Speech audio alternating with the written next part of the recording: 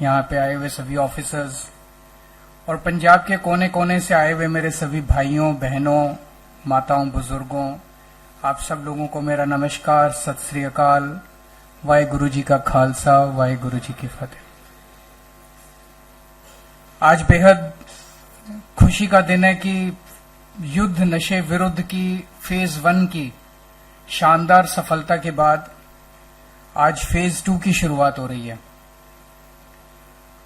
पिछले साल आज से लगभग 10 महीने पहले 1 मार्च 2025 को फेज 1 की शुरुआत हुई थी।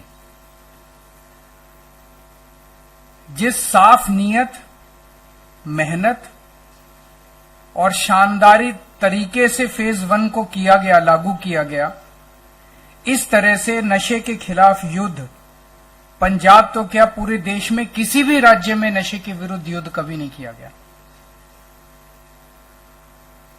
ऐसा नहीं कि पूरे देश में केवल पंजाब में नशा बिकता है, बहुत सारे राज्य हैं, हरियाणा है, गुजरात है, कई सारे राज्य हैं जहां पे, दिल्ली है, जहां खूब नशा बिक रहा है, खूब नशा बिक रहा है, लेकिन वहां की सरकारों को परवाह ही नहीं है।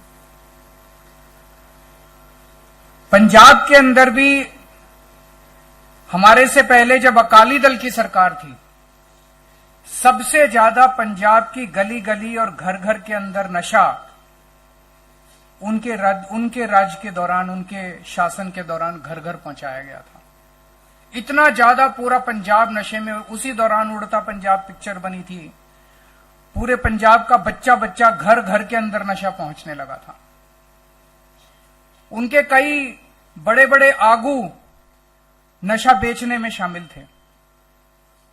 उसके बाद कैप्टन साहब ने सौं चुकी गुटका साहब की और बोले मैं 30 दिन में, पता नहीं 60 दिन में मैं नशा खत्म कर दूंगा। 5 साल उनकी सरकार चली, उन्होंने कुछ नहीं किया, झूठी सौं खाई उन्होंने। उसके बाद हमारी सरकार आई। हमें थोड़ा समय लगा क्योंकि इसकी सारी तैयारी करनी थी, लेकिन पिछले साल 1 मार्च के बाद जितनी शिद्दत के साथ, जितने हौसले के साथ हम लोगों ने नशे के खिलाफ कार्रवाई शुरू की। बहुत लोगों ने हमें कहा ये बड़े खतरनाक लोग हैं नशा बेचने वाले, ये बड़े बड़े गैंगस्टर हैं, नशा बेचने वाले तस्कर बहुत बड़े बदमाश हैं, गुंडे हैं, आपको, आपके परिवार को ये कर देंगे, वो कर देंगे। हमने कहा नहीं, हम जनता से वादा करके आए हैं, पंजाब को नशा मुक्त करेंगे, हमारे बच्चों को अच्छी भविष्य देंगे। और पिछले 1 साल के अंदर, 10 महीने के अंदर 28,000 केस दायर किए गए नशा तस्करों के खिलाफ। इतने बड़े स्तर के ऊपर पूरे देश में आजादी के बाद से 75 साल में किसी राज्य के अंदर इतने केस नहीं दायर किए गए। 28,000 केस। और ये फर्जी केस नहीं है। जब अदालत में ये केस गए, जब अदालत में एफआईआर गई, तो इनमें से 88% केस में आदमी को जेल हो गई, केस सफल हुए। नहीं तो फर्जी केस होते हैं ना, फर्जी केस कर देते हैं दिखाने के लिए, ऊपर से सरकार कहती है केस करो, वो फर्जी केस कर देते, सारे छूट नहीं रहे। जिनको पुलिस पकड़ रही है वो जेल जा रहे हैं, उनको मुकदमे में उनको सजा हो रही है। 100 केस अगर पकड़े तो उसमें से 88 केस में जेल हुई कोर्ट के अंदर। 28,000 केसेस में से जितने केस अभी तक कोर्ट में गए हैं, उसमें से 88% केसेस में जेल हुई है। लगभग 42,000 स्मगलर्स को पकड़ा गया। इतने बड़े स्तर के ऊपर कोई नहीं पकड़ा, कभी नहीं, किसी राज्य के अंदर इतने बड़े स्तर के ऊपर नहीं पकड़ा है। 42,000 स्मगलर्स को पकड़ा गया, जिसमें से 350 ऐसे हैं जो कि बहुत बड़े बड़े स्मगलर हैं। ऐसा नहीं कि केवल छोटों को पकड़ा, छोटों को भी पकड़ा गया, बड़ों को भी पकड़ा। 350 स्मगलर ऐसे हैं जो बहुत बड़े हैं। आप लोगों ने आपके पिंड में भी हुआ होगा, आपके हल्के में भी हुआ होगा, आपके इलाके में भी हुआ होगा, जो इनकी प्रॉपर्टी थी, जो इन्होंने बड़े बड़े महल बना रखे थे, बंगले बना रखे थे, बिल्डिंगें बना रखी थी, दफ्तर बना रखे थे, इन स्मगलरों ने पहली बार सरकार ने बुलडोजर से उनकी बिल्डिंगों को गिराया है। लोगों को लगने लगा कि हां, पहली बार एक सरकार आई है जो नशे के खिलाफ लड़ाई लड़ रही है।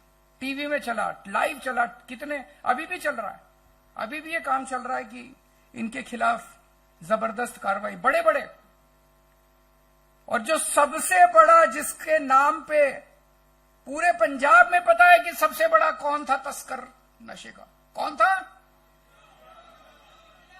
उसका नाम लेने से लोग कांपते थे, प्रशासन कांपता था उसका नाम लेने से। उसको पकड़ के जेल में डाल दिया इस सरकार ने, आपकी सरकार।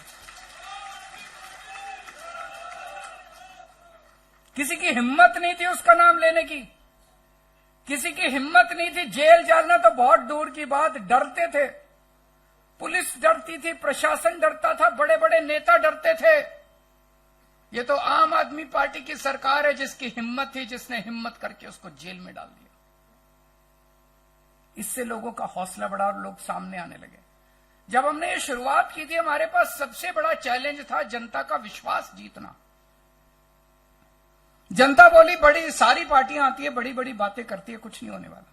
लेकिन जब लोगों ने देखा कि बिल्डिंगें टूट रही है, तस्करों की जो घर थे, बड़ी बड़ी कोठियां थी, उस पे बुलडोजर चल रहे हैं, तस्कर फड़े जा रहे हैं, सबसे बड़ा नेता उनका पकड़ा गया, तब लोगों को भरोसा, लोगों ने आके फिर बताना चालू किया। एक दिन बड़ा इंटरेस्टिंग वाकया हुआ। मैं और मान साहब बैठे थे। मान साहब ने अपने पिंड में किसी लड़के को फोन लगाया, उससे पूछा अपने पिंड में नशा कौन बेचता है। उस लड़के ने बताया जी फलाना फलाना बेचता है।